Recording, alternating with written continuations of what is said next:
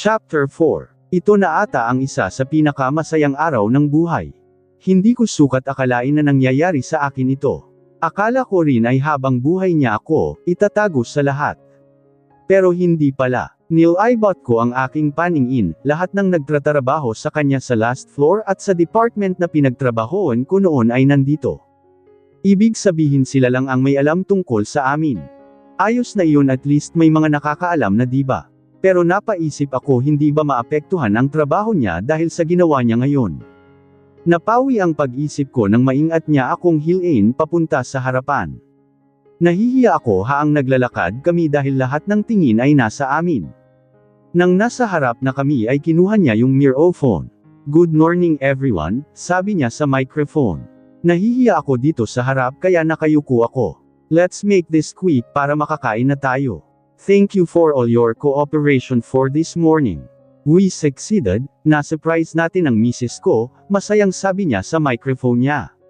"Enab, misis daw. Nakakakalig naman." Hindi ko maangat ang ulo ko dahil nahihiya ako ay kilig. Tapos naririnig ko pa yung kilig rin ng mga empleyado na nandito. Ayoko sanang pagtrabawan ang misis ko dahil nga sa kaya ko naman silang buhayin ng baby namin at ayoko sanang mapagod siya o ma-stress, pero mapilit siya at nagpapilit rin ako, pabirong speech niya sa microphone. Kaya may mga natawa at nagulat dahil sa pagbubuntis ko. Baby o si daddy, proud na proud tayong pinapakilala, hindi man sa lahat pero masaya na ako kahit sa kanila lang. Kinakareer niya talaga ang pagtawag sa akin ng misis ko. So ayon nga, pumayag akong bumalik ulit siya sa para magtrabaho dito, pero please, huwag niyo silang stress, senador ng baby namin. And this is so confidential, huwag niyo muna ipapagbigay alam sa labas nitong room na ito ang mga nalaman niyo. That's an order. Mahabang speech niya. Tumingin siya sa akin at masayang hinaplos ang mukha ko paangat. Nahihiya akong ngumiti sa lahat na nanditong empleyado. May ganito pala siyang side. Bali-balita kasi na napaka-seryoso at nakakatakot siyang CEO. "You may now eat," sabi niya at binilik na ang microphone sa isang empleyadong nakatukas sa mga microphone. Bago sila makapunta sa kuhanan ng pagkain ay dadaan muna sila sa amin, kaya binabati nila ako tuwing may dadaan sa harap namin. Ngumingiti at tumatango na lang ako sa kanila kahit alam kong may halong plastic. Nangangalay na ako kaya sinabi ko kay Danny, "Gusto ko nang maupo, Danny." Ginaya naman niya ako sa upuan na nasa harap ng lahat. Pinaghila niya ako ng upuan at nang makaupo ako ay tsaka rin siya umupo. "What do you want to eat?" tanong niya. "Nothing," sabi ko at kumuha ng prutas na nasa table namin at sinubo ito. "Nothing daw natatawang sabi niya kaya natawa rin ako. Nagtatawanan kami nang lumapit sa amin si Blessy. "Oy Tasha." Masayang sabi niya. Nahihiya akong tumingin kay Blessy kaya yumuko ako. "Hi sir," bati niya kay Danny at umupo sa tabi ko, tinanguan lang siya ni Danny. "Hindi ako makapaniwala na si sir ang ama ng baby mo," sabi niya. Napaka talaga ng babaeng ito. Gusto kong takpan ang bibig niya dahil alam kong magdidada pa ng magdidada. "You know that she's pregnant since then?" tanong ni Danny kay Blessy. Umiling ako sa kanya sign na wag magkwento, pero wala talagang preno ang bibig niya. "Yes sir. Pero hindi niya sinasabi kung sino ang tatay," sabi niya. Nagdadasal ako na hanggang doon na lang ang ikukwento niya kay Danny dahil ayokong malaman niya ang mga ginawa ko noon. Halatang gustong makinig ni Danny kay Blessy kaya, "Alam niyo ba sir, sobrang tipid nitong si Tasha. Sa sobrang pagtitipid niya pati sarili niya tinitipid niya. Laging biscuit at tubig ang lunch. Inaaya ko siya palagi para ilibre pero nahihiya daw kaya nagtitiis siya sa biscuit at tubig. Nang hindi ko na siya kayang nakikitang puro biscuit ang kinakain, hinayla ko na siya papunta sa kantin natin. Doon ko nalaman na buntis siya noong dumuwal siya noong naamoy niya yung adobo ulam na binili ko para sa kanya." Mahabang kwento ni Blessy. Napakamot ako sa ulo ko habang nakayuko. "Nako naman Blessy, bagay mong maging storyteller. Sa radio sa sobrang daldal mo." Ayokong tumingin kay Danny dahil bigla siyang tumahimik. Nakaramdam naman ata si Blessy kaya nagpaalam na siya. Hinihila ko yung layayan ng damit niya para huwag niya akong iwanan dito matapos niyang magkwento kay Danny. Pero wala, nahila niya yung layayan ng damit niya na hawak ko. "Ayoko nang ulitin mo ang ginawa mo yun sa sarili mo at sa baby natin," seryosong sabi ni Danny. Tumingin ako sa kanya at sobrang seryoso ng mukha niya. Tumango lang ako bilang sagot at, sorry, mahinang sambit ko. Don't say sorry to me, say sorry to yourself and to our baby, seryoso pa rin na sabi niya. Okay, mahinang sambit ko ulit. Tell me everything okay. Update me anytime. Kapag nagugutom ka sabihan mo ako. Kapag nauuhaw ka sabihan mo ako. Kapag may masakit sa'yo sabihan mo ako. Kapag hindi ka okay sabihan mo ako. I will always put you first, seryosong sabi niya.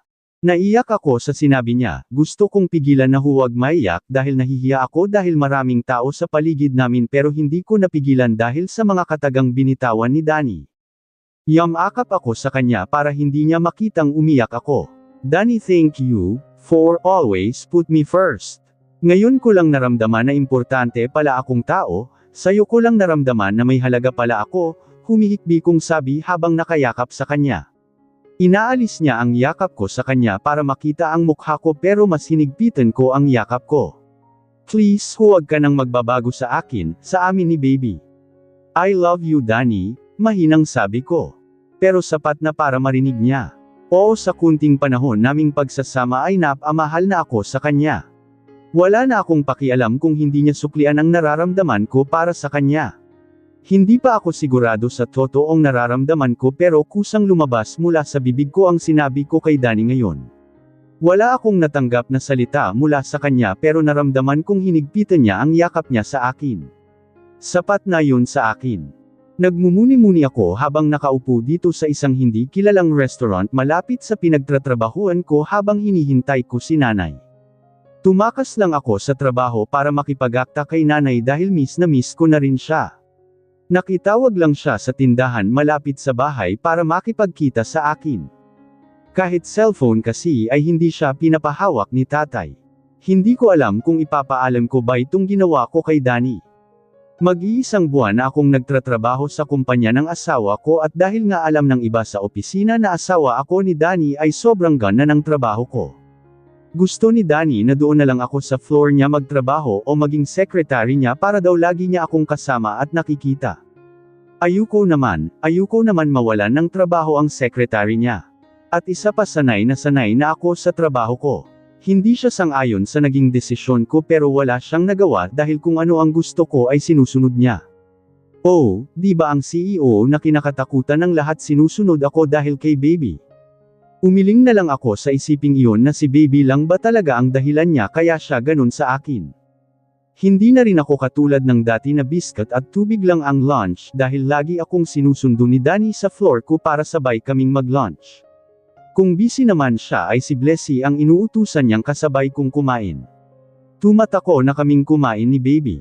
Dress na rin ang pinapasuot sa akin ni Danny dahil lumalaki na ang umbok ng tiyan ko dahil mag-aapat na buwan na ito. Siya na rin ang namimili at bumibili ng mga dapat kong suotin. Anak, mahinang boses na tawag sa akin ni nanay. Napatingin naman ako sa kanya at naiyak ako sa itsura niya. Naka-jacket at pantalon siya ng kupas. Gulo-gulo ang buhok niya at may kunting pasa sa kanyang labi. Tumayo ako para yakapin siya. Yamakap naman siya pabalik sa akin kaya mas lalo akong naiyak. Nay, namiss po kita, naiiyak kong sabi bago bumitaw sa pagkakayakap sa kanya. Hinawakan niya ang magkabilang pisenge ko at tinitigan ako ni nanay pagkatapos ay tinignan niya ako mula ulo hanggang paa. Namiss rin kita anak. Kamusta ka na? Lumaki yata ang katawan mo, sabi ni nanay at inuri niya ulit ang kabuoan ko. Bilang sagot ay kinuha ko ang kamay ni nanay at ipinahawak sa tiyan ko nang may kaunting umbok na.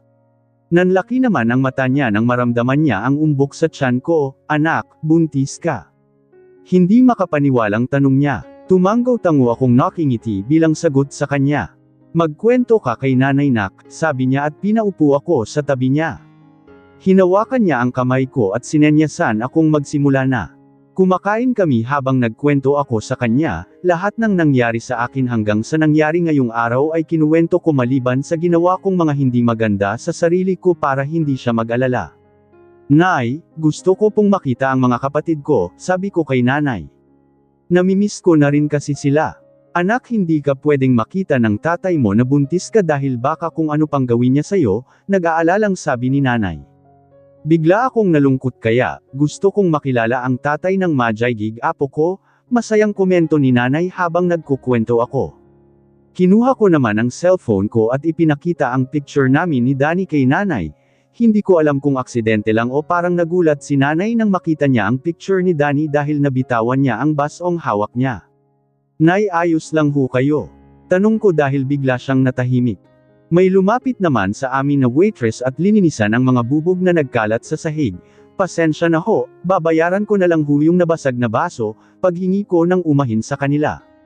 Tumango lang sila bilang sagot, ibinalik ko naman ang atensyon ko kay nanay na nakabawi na mula sa pagkakabigla. Nay, agaw ko sa atensyon niya. Napatingin siya sa akin.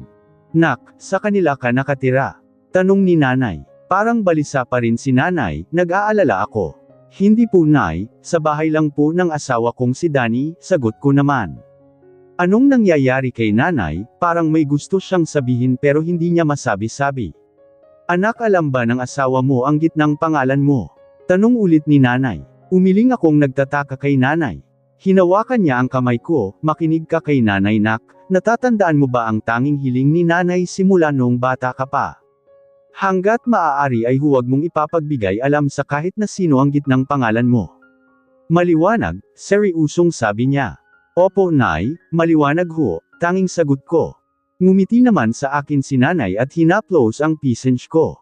Bakit hindi ko pwedeng sabihin na ako si Anastasia Walton Suarez sa kahit na sino? Ang tanging pinapagamit lang sa akin ni nanay ay Anastasia Suarez. Apelyido ni tatay ang Suarez at yun din ang gamit ni nanay. Walang nakakaalam sa Walton na middle name namin. Pero nay, bakit po? Bakit po ayaw niyong malaman nila na Walton ang middle name ko, ani ko? Noon ko pa yan tinatanong sa kanya pero hindi niya ako sinasagot. Nga pala anak, kaya ako nakipagkita sa'yo ay ilang araw nang may sakit ang bunso mong kapatid. Humihingi ako sa tatay niyo ng pera para sana pambili ng gamot ni bunso. Wala siya nang wala pero kapag sa mga bisyo niya ay nagagawan niya ng paraan, pag-iba ni nanay sa tanong ko. Lagi na lang ganyan si nanay tuwing tinatanong ko kung bakit kailangan kong itago ang middle. Humugat ako ng pera sa wallet ko at inabot kay nanay. Sapat na po ba yan nay? Tanong ko dahil dadagdagan ko pa sana. Ang dami naman ito anak, galing ba sa pera ng asawa mo ito? Tanong ni nanay habang binibilang ang perang binigay ko. Napakamot ako sa ulo ko, hindi po nay, sa sahod ko po yan, sagot ko naman. Tinitignan ko lang si nanay habang kinukwenta ang mga paggagastusan niya nung perang binigay ko. Linabos niya ang listahan ng mga dapat niyang bilhin at dapat bayaran tulad ng kuryente at tubig. Ipinasok na niya sa bag niya ang perang binigay ko at mga listahan niya ng dapat bilhin at bayaran. Salamat anak, tanging sabi lang niya habang naglalakad kami palabas ng restaurant. Nasa labas na kami ng restaurant. Nagyakapan muna kami bago kami maghiwalay. Pero habang nakayakap sa akin si nanay ay may sinabi siya. Anak, mangako kang hindi mahuhulog ang loob mo sa kanya, sa asawa mo. Sabi niya at umalis na, lang minute bago nag-sink in sa utak ko yung huling sinabi ni nanay. Nay, bakit po? Paano kung nahulog na ho ako sa kanya, na mahal ko na ho siya? Magagalit ho ba kayo sa akin nay? Tanong ko sa isipan ko habang pinapanood ko ang papalayong likod ni nanay. Hanggang sa makabalik ako sa trabaho ay nasa isip ko pa rin yung sinabi sa akin ni nanay. Tasha, puno na yung tubig sa baso mo, biglang nagsalita si Blessy sa tabi ko. Tinignan ko yung baso na hawak ko at puno na nga ito. May natapon pa sa sahig na tubig. Napakagat ako sa akiblabi, hindi kasi maalis sa isip ko yung sinabi ni nanay. Ayos ka lang ba? Simula nang dumating ka kanina ganyan ka na. Saan ka ba nanggaling? Sunod-sunod na tanong ni Blessy. Oo, ayos lang ako Blessy, pwede bang huwag mo sasabihin kay Danny na lumabas ako kanina, sabi ko. Close na sila ni Danny, lagi na rin nabubuli ni Blessy si Danny kapag magkakasama kaming tatlo. Si Blessy ang pumalit sa posisyon ni Nika sa buhay ko. Siya ang laging nariyan para sa akin. Kinuha ni Blessy ang mop at ipinuna sa basement floor. Sabihin mo muna sa akin kung saan ka golang, sabi niya habang binabalak ang mop na ginamit nandito kasi kami sa mini kitchen dito sa floor namin. Nagdadalawang isip akong sabihin kung saan ako pumunta kanina dahil may trust issues na ako dahil sa ginawa sa akin ni Nika. Basta huwag mo na lang sabihin kay Danny. Please, nagpapakyut kong sabi sa kanya. Natawa naman siya sa itsura kong nagpapakyut sa kanya kaya tinapon niya sa aking mukha ang panyog hawak niya. Oo na hindi ko nasasabihin. Hindi sasabihin ang alin. Hindi natuloy ang sasabihin ni Blessy nang biglang dumating si Danny at sumabat sa usapan namin. Napakagat ako sa aking labi habang nakatalikod ako sa pwesto niya. Ahehe, Sir Danny. Hindi ko po sana sasabihin na si Tasha ang nakatapon sa tubig at naging dugyot na dito sa sahig, pagpapalusot niya kay Danny. Nakahinga naman ako ng maluwag nang hindi sinabi ni Blessy ng totoo kay Danny.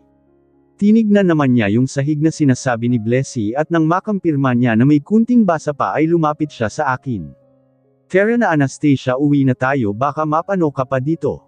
Hawak ka sa akin baka madulas ka, sabi niya at maingat akong inaalalayan maglakad. Napaka-oa talaga ni Danny. Hindi ko nang nagawang kausapin si Blessy at makapag-palm sa kanya dahil itong si Danny ay iginaya na ako palabas. Kumaway na alang ako kay Blessy, ganun rin siya. Pauwi na kami ni Danny pero hanggang ngayon ay iniisip ko pa rin yung sinabi ni nanay. Anastasia, are you listening to me? Ano kayang mga dahilan niya? Hey, are you okay? Anong meron sa apelyedong Walton at ganun na lang si nanay kung itago ito? Anastasia, napatingin ako kay Danny nang yugyugan niya ako. Kanina pa kita tinatawag, hindi mo ba ako naririnig? Ayos ka lang ba? May masakit ba sa'yo? Nag-aalalang sunod-sunod na tanong ni Danny. Napabuga ako ng hangin at earn-iling sa kanya. Ayos lang ako Danny. May iniisip lang ako, sabi ko naman. Sigurado ka? Ano bang iniisip mo at kanina ka pa ganyan simula nang umalis tayo sa opisina? May nangyari ba sa opisina kanina na hindi ko alam?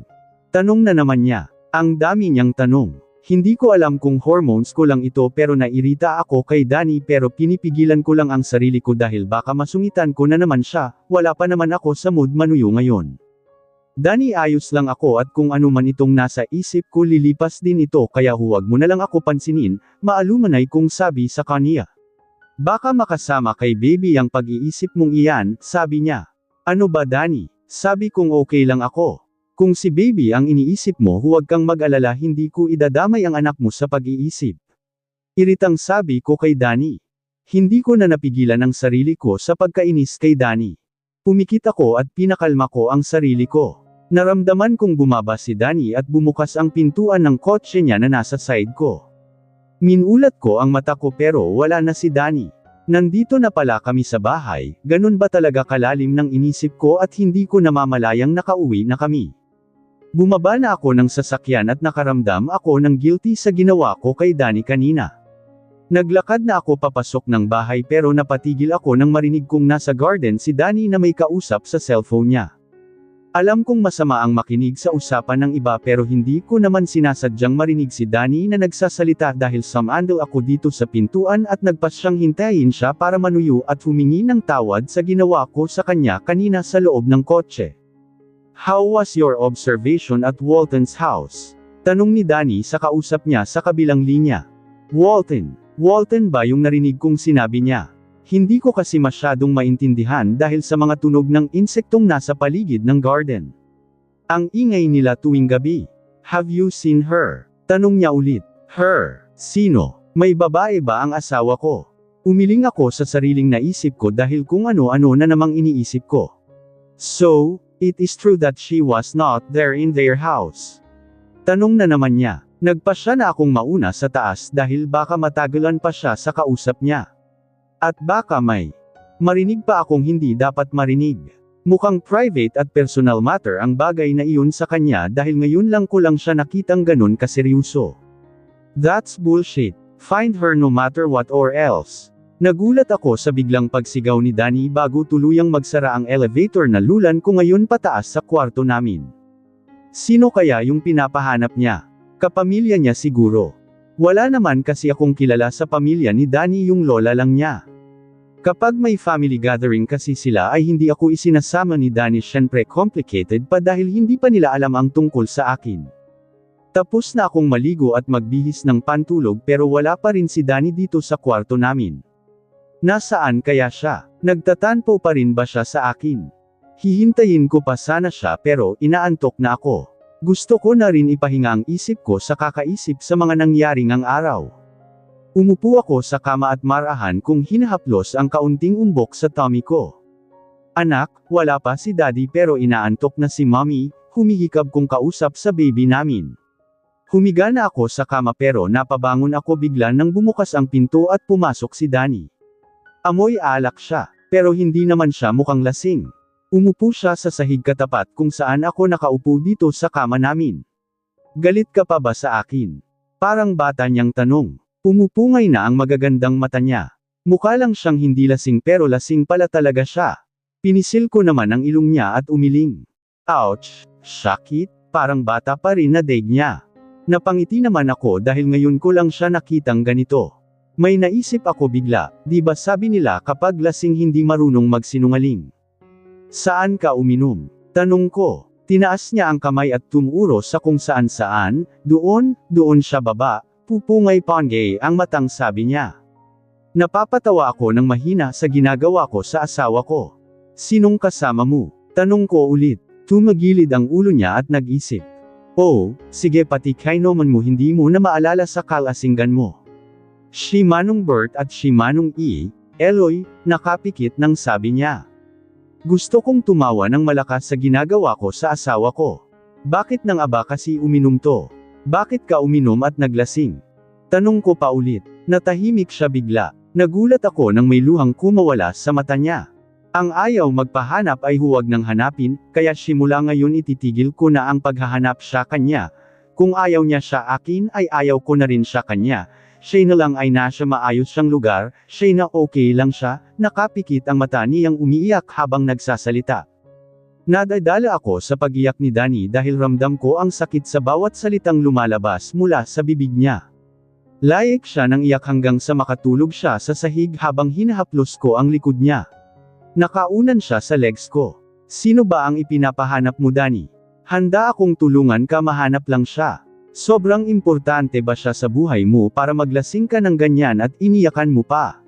Hinaplos ko ang buhaw kay niya at hinalikan siya sa noo bago pumikit. Dito na rin ako matutulog sa sahig. Hindi ko mabuhat si Danny para ilagay sa kama at hindi na rin ako makaalis dito dahil nakaunan siya sa legs ko. Nagising ako nang makaramdam ako ng lamig. Napahawak ako sa ulo ko nang sumakit ito at naalalang uminom ako. Minulat ko ang mata ko at hahanapin ko sana si Anastasia pero natigilan ako nang makita kong ang himbing ng tulog niya habang nakasandal sa side table ng kama namin. At nakaunan ako sa mga hita niya. Sa sahig kami natulog. Marami ba akong nainom? Dahan-dahan akong bumangon para buhatin siya at ihiga sa kama nang maging komportable ang pagtulog niya. Humiga rin ako agad dahil masakit ang ulo ko. Napangiti ako nang isiksik niya ang ulo niya sa kilikili ko tulad ng lagi niyang ginagawa. Nakapikit ako habang hinahaplos ko ang kunting umbok na sa tiyan niya at natulog na ulit. Maaga akong nagising, bumaba ako agad para magkape at maalis ang hangover ko. Ang aga mo yata nagising ngayon. Tanong ni Jaya nang makababa ako at dumiretso dito sa kusina. Coffee for hangover please, utos ko kay Jaya. Natawa naman siya, sige inom pa, tapos kinaumagahan may hangover ka, sabi niya. Hindi ko na lang siya pinansin at hinilot ko na lang ang ulo ko. Si Jaya lang ang kumakausap sa akin ng ganyan dahil kababata ko siya. Mas matanda lang siya ng 2 taon sa akin. Oh, ito humigop ka na para maalis na ang hangover mo, sabi niya at inilapag yung kape sa lamesa sa harap ko. Hinaypan ko muna bago humigop sa kape. Bakit parang mas masarap pa rin ang timpla ni Anastasia? Ano na naman bang problema mo at nag-inom ka na naman kagabi? Dinamay mo pa sila Manong Bert at Manong Eloy, seryousong sabi niya. Kilalang kilala niya talaga ko. Hindi kasi ako mahilig uminom, iinom lang ako kapag may problema sa personal life ko o problema sa opisina na hindi ko ma-handle. Napabuntong hinga ako. Umupo naman siya sa katapat kong upuan at talagang handa siyang making sa ikukwento ko. Wala daw siya sa mansyon ng mga Walton. Ayaw na ba talaga niya sa akin? May mali ba sa akin Jaya? Seryousong sabi ko sa kanya. Hindi ko alam ang sasabihin sa'yo, kung paano ko pagagaanan ang loob mo, kumakamot niyang sabi. Humigop akong muli sa kape ko. Bakit hindi mo nalang itigil ang paghahanap sa kanya, kung gusto niya talagang makita at makasama ka ay kusa siyang babalik sa'yo, komento niya. Minsan ayaw ko rin kakwentuhan tong si Jaya dahil sinasabi niya ng malaya ang nasa isip niya. Dapat ko na nga bang itigil ang paghahanap sa kanya? Ayaw ko, mabilis kong sagot. Hay nako Danny, alam ko kung gaano siya kahalaga sa iyo dahil simula pagkabata natin ay nasa tabi mo na siya. Nasaksihan ko kung gaano kanya kamahal pero kung ayaw niya talagang magpahanap ay itigil mo na. Pinapahirapan mo lang ang sarili mo. Baka may mahalaga siyang rason kaya ayaw niyang magpahanap sa iyo, seryosong sabi ni Jaya. Anong rason yun Jaya? Gaano ba kahalaga ang rason na iyon at kailangan niya akong iwan? Miss na miss ko na siya Jaya, sabi ko at yumuko. Gusto kong umiyak pero tinatagan ko ang loob ko dahil any minute now ay gising na si Anastasia. Ayaw kong maabutin niya akong ganito kaya inayos ko na ang sarili ko. Magsasalita na sana ulit ako pero pumasok na dito sa kusina si Anastasia. Umayos ako ng upo ganun din si Jaya. Good morning, humihikab niyang sabi at nagpunta sa ref. Nagtinginan naman kami ni Jaya. At alam kong pareho kami ng iniisip na aka may narinig si Anastasia sa naging usapan namin ni Jaya. May bitbit na gatas si Anastasia at pumunta dito sa dining area. Hinihintay kong kausapin ako ni Anastasia dahil baka galit pa siya sa akin. Hindi kasi ako nakahingi ng tawad kaagad kagabi dahil uminom ko pagkatapos ko makausap ang private investigator ko. Gusto mo? Tanong niya sa akin. Umiling lang ako. Buti naman at kinausap niya ako. Lapagluto mo na lang ako ng breakfast, naglalambing kong sabi. Nakita ko namang pabirong ginagaya ako ni Jaya sa likod ni Anastasia pero walang sound yung kanya. Hindi ko na lang siya pinansin. Sa labas na lang tayo kumain, may check-up ako ngayon, sabi niya bago humigop sa gatas. Ay oo nga pala, Saturday ngayon. Every week ang check-up nila ni baby dahil sa akin. Nag-aalala kasi ako sa kanila dahil lalo na ngayon nagtritrabaho na si Anastasia ulit sa kumpanya ko. Sinabihan pa akong 0A ng kaibigan kong doktor ni Anastasia. Sinabihan ko ang doktor ni Anastasia na ay private ang pagbubuntis ni Anastasia. Doc, pwede na bang malaman ang gender ni baby? Tanong ko sa doktor matapos niyang mak-check up si Anastasia at sabihin na healthy naman daw si baby. Siya si Dr. Kathy Perez, kaibigan ko siya noong high school kami. Excited na kasi akong malaman ang gender niya, pwede na, bakit excited ka nang malaman kung babae ba o lalaki ang baby niyo? Sabi naman ni Doc, Danny gusto ko sanang gawin natin yung napapanood ko sa social media, yung baby gender reveal party. Ay oo nga pla, huwag na lang pala, sabi niya at biglang bawi rin niya sa sinabi niya. Natahimik ako maging si Doc, kung pwede lang na ipaalam ko na sa pamilya ko ang tungkol sa mag-ina ko. Pero hindi pa pwede. Gusto ko rin gawin yung sinasabi ni Anastasia pero mahirap gawin dahil sa sitwasyon namin ngayon. Uwi na tayo Danny, gusto ko nang magpahinga, sabi niya at inayos na ang sarili. Salamat Doc. Thank you ulit, pagpapalam niya kay Doc. At nauna nang lumabas. Ang hirap ng sitwasyon niyo Danny, sige na sundan mo na ang asawa mo, sabi naman ni Doc. Tumango ako at, sige Kath alis na kami. Thank you ulit, nakipagbeso ako sa kanya at lumabas na para sundan si Anastasia. Naabutan ko siyang nakaupo na sa loob ng sasakyan. Pumasok na ako sa loob ng sasakyan. Tumingin naman ang nakasimangot niyang mukha sa akin. Ngumiti naman ako sa kanya at inabot ang bulaklak na tinatago ko sa likuran ko. May hamarang na bata sa akin kanina na nagbebenta ng mga bulaklak bago ako makarating dito sa parking lot kaya bumili na ako panuyo sa asawa kong nagtatampo. Alam kong pinipigilan niyang mapangiti kaya naman, huwag ka na magtampo misis ko, malambing kong sabi sa kanya. At ayon, hindi na niya mapigilan ng mapangiti at inabot ang bulaklak na nasa kamay ko. Ang gaan ng pakiramdam ko habang nagmamaneho dahil magkahawak ang kamay namin ni Anastasia. Ang saya-saya ko dahil nalaman na namin mula sa doktor niya kung anong gender ng baby namin. 5 months na si baby kaya nagpasya na kaming malaman kung babae ba o lalaki ang magiging anak namin.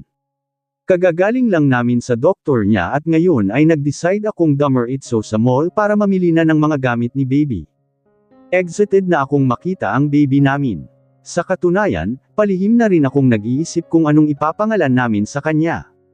Danny, hindi ito ang way pauwi sa bahay, sabi ni Anastasia nang mag-left turn ako diretso lang kasi ang daan pauwi sa bahay. Hindi ko pala nasabi sa kanya na gusto ko nang mamili ng gamit ni baby. Sa mall tayo pupunta, mamimili na tayo ng gamit ni baby, masayang sabi ko.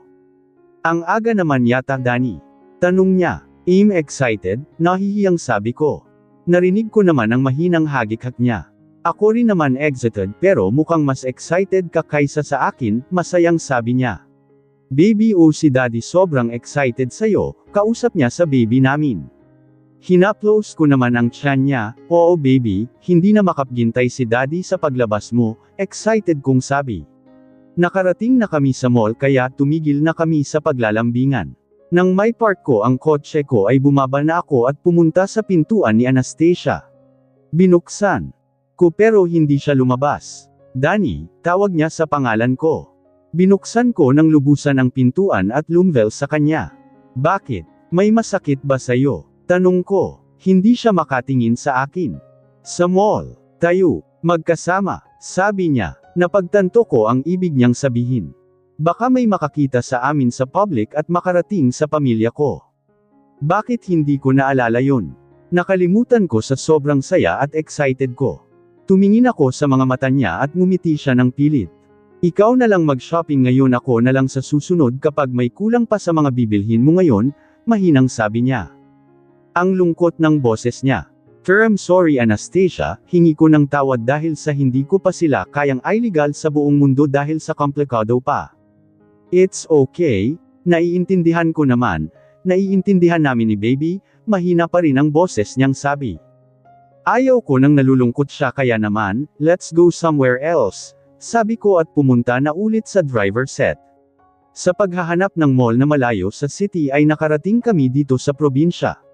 Anastasia, we're here, inalog ko siya ng mahina dahil nakatulog siya sa biyahe. Minulat niya ang mata at kinusot-kusot niya. Nanlaki ang mata niya nang mapagtantong nasa isang probinsya kami. Hindi ko na nakita sa mga sign kanina kung anong probinsya tong napuntahan namin. Bakit tayo nandito? Tanong niya. Napakunot naman ang noo ko, alam niya ba ang lugar na ito? Why? Alam mo ba ang lugar na ito? Tanong ko sa kanya. Tumango siya. Kaya pala ganun na lang ang reaksyon niya. Taga dito ka? Tanong ko ulit. Tumango siya ulit. Tara i-tour mo ako dito sa mall nyo, sabi ko at binuksan na ang pintuan. Pumunta ulit ako sa pintuan ni Anastasia at pinagbuksan siya. Lumabas naman siya at magkahawak kamay kaming pumasok sa mall. Pumunta kami agad sa pamilihan ng mga gamit ni baby. Kuha lang ako ng cart, palm ko kay Anastasia habang namimili siya sa mga damit ni baby. Okay, sabi niya nang hindi tumitingin sa akin dahil nakatutok ang atensyon niya sa pamimili. Pumunta na ako sa kuhanan ng cart pero naubos. Sir, cart po? Tanong ng isang staff. Yes, sagot ko naman. Ay wala pong bakante ngayon sir, marami po kasi ang mamimili ngayon, sabi ni Manong Guard. Pansin ko rin na madami ang tao dito sa mall na ito. Kuha na lang ako sa labas sir, pakihintay na lang po, sabi ni Manong Guard. Ayaw ko nang pinaghihintay kuya kaya sasama na lang ako sa iyo, sabi ko naman. Sige po sir, kayo po ang bahala, tara na po, sabi ni Manong Guard at nauna nang umalis. Sinundan ko naman siya hanggang sa napad kami dito sa labas. Napatigil ako sa paglalakad nang makita ko ang taong matagal ko nang hinahanap. Pinagmasdan ko siya, namamalimos siya at may kasamang dalawang bata. Sobrang luma na ng mga suot niya at mga batang kasama naman niya ay ang dugyot tignan. Anong nangyari sa'yo? Bakit naging ganyan ang kalagayan mo? Nagtama ang mga paningin namin at nagulat siya nang makita ako. Siya nga, sabi ko sa sarili ko. Tumakbo ako papunta sa kanya pero mabilis siyang sumakay sa tricycle na nakaparada sa tabi niya at umalis. Hindi pa rin ako tumigil sa pagtakbo pero sadyang mabilis ang tricycle na sinakyan niya kaya hindi ko siya naabutan. Humihingal ako nang tumigil ako at tag-atak ang pawis ko. Bakit gustong-gusto mo akong iniiwan at nilalayuan? Ayaw mo na ba talaga sa akin? Biglang tumunog ang cellphone ko kaya napatigil ako sa pag-iisip at sinagot ang tumatawag dahil si Anastasia ito. Danny, asan ka na? Ang tagal mo namang kumuha ng cart, sabi niya sa kabilang linya. Oo nga pala, nakalimutan kong kasama ko pala siya. Sorry, nandito kasi sa labas ang mga cart dahil na-occupied na daw lahat ng cart dyan sa loob, sabi ko naman. Ganun ba, okay. Bilasan mo dyan, marami na akong nakuha, sabi niya. Sige, papasok na ako, sabi ko at pinatay na ang tawag. Kumuha ako ng cart at pumasok ng muli sa loob ng mall. Ngayong alam ko na kung nasaan ka. Babalikan kita dito at ibabalik sa kung saan ka nararapat. Sabi ko at sumulyap sa kung saan ko siya nakita kanina. Naabutan ko namang nahihirapan na si Anastasia sa mga bitbit niya kaya kinuha ko agad ito at inilagay sa cart na dala ko. Tumingin siya sa akin at nagpatuloy sa pamimili. Inalis ko muna sa isip ko ang nangyari kanina para hindi makahalata si Anastasia. Natawagan ko na rin naman ang private investigator ko at sinabing nandito sa probinsang ito ang pinapahanap ko. Halos lahat ata ng gamit na magagamit ni baby ay nabili namin. Hindi kasya sa kotse kaya sinabi kong I'd deliver na lang sa bahay dahil 7 cart ang napamili namin ni Anastasia. Gustong magtipid ni Anastasia pero sabi ko sa kanya ayaw kung tinitipid sila dahil afford ko naman ang mga bagay na yun, bakit ko ipagdadamot sa anak ko at sa kanya. Late akong nagising dahil sobrang bigat ng pakiramdam ko. Akala ko'y tapos na ako sa paglilihi pero biglang bumalik ang pagkahilo ko araw-araw tuwing gigising ako kaya ko na mismo ang nagpasya na huwag na ulit pumasok sa trabaho. Wala na si Danny sa tabi ko at sa palagay ko ay pumasok na siya sa trabaho dahil mag-aalas 9 na pala ng umaga. Sinulyapan ko lang yung pagkain na nasa side table ko at pumikit ulit dahil inaantok pa ako. Nagising ako nang tumunog ang cellphone ko dahil may tumatawag. Inabot ko ito at sinagot ng hindi tinitignan kung sino ang tumatawag.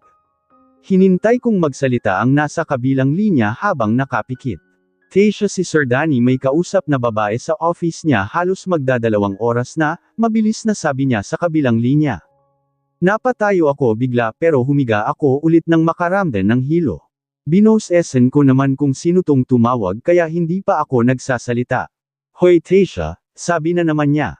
Si Blessy ang nasa kabilang linya. Kalyan pa naging sambungera si Blessy. Sino ba yung babae?